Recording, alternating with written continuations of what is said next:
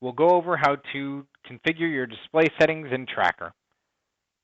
If you click on the Tools button, you can go under the Customization tab and click on Display, System, and Conventions.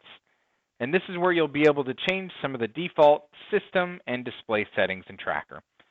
So in the upper left-hand side, this is where you can change the company name. You can change the number of records that will load up per page. You can change the number of total records that will show per list.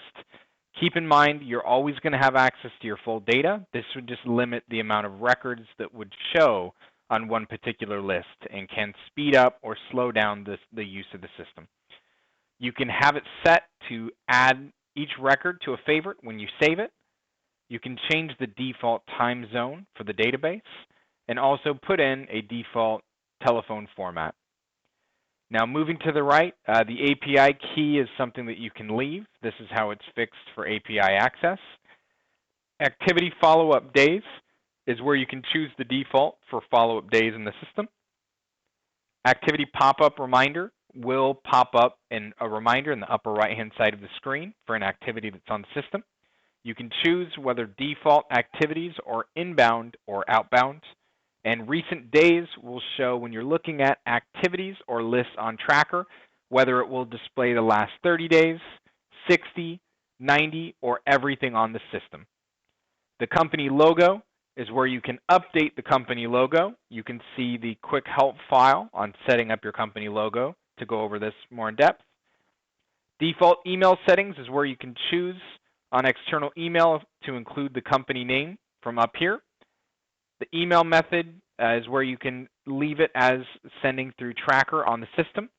And you do have the ability to auto BCC sender on any outbound emails if you want. Default email font, size, and color is where you can change the color of the email. Simply click on anywhere in here and it will change and update the color. Now down below you will notice that it will say you might need to log off and log on to see these changes take effect, where a lot of them won't be instant. The telephony tab is where you can set up any telephone systems on Tracker.